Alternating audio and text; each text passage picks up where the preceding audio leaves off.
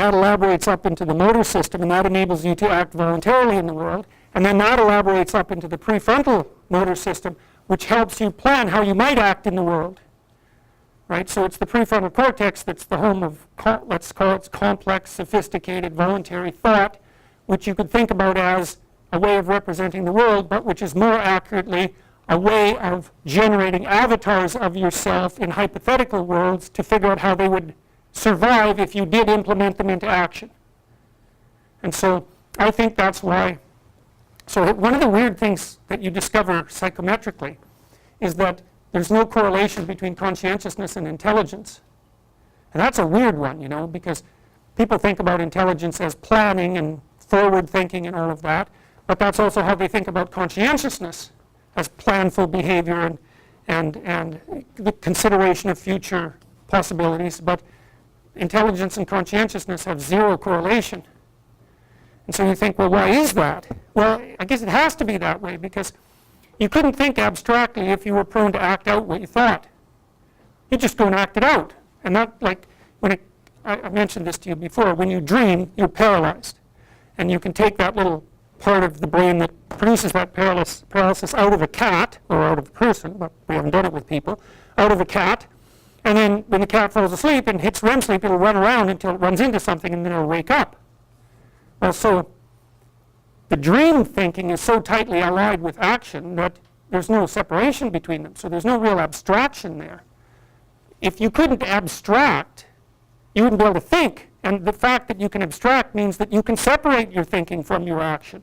So that's why, as far as I can tell, there's very little correlation between conscientiousness and intelligence. It's like it has to be that way, because you have to be able to think about things that you wouldn't do if you're going to think. So, and then generally we think of people who act as soon as they think as impulsive. So, okay, well, so there's a huge part of the brain that's devoted to sensory processing, and there's a huge part of the brain that's devoted to planning, and the whole prefrontal part of the brain is devoted to planning.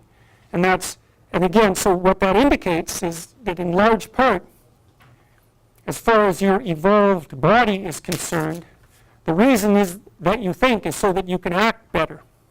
And of course that makes sense. And you can think about memory from that perspective too, because if you think scientifically, you think that your memory of the world is something like an objective record of events, but it's really not very much like that at all. And besides, who cares? You don't need an accurate representation of all the facts about this room.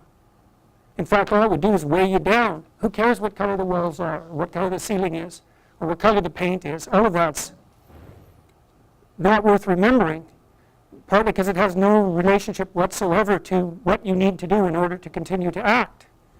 And so what you're doing when you remember, as far as I can tell, is that you're mining your experience for information that you can bring forward into the future. It's purely pragmatic. And so, you know, I treat people who have post-traumatic disorder or symptoms of post-traumatic disorder.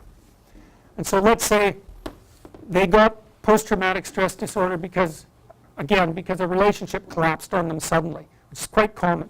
You know, they get betrayed or someone leaves them suddenly, and then they don't know what to do, because, especially if they're conscientious, because then they just tear themselves into pieces trying to figure out what they did wrong to bring about that event. And the reason they're doing that is because they want to retool their perceptions and their actions so that the probability that they'll have the same experience again is minimized. And their mind won't leave them alone until they do it. And no wonder, right? Because if you fall into a big pit and you get really hurt, the first thing you should figure out is how to not fall into big pits anymore.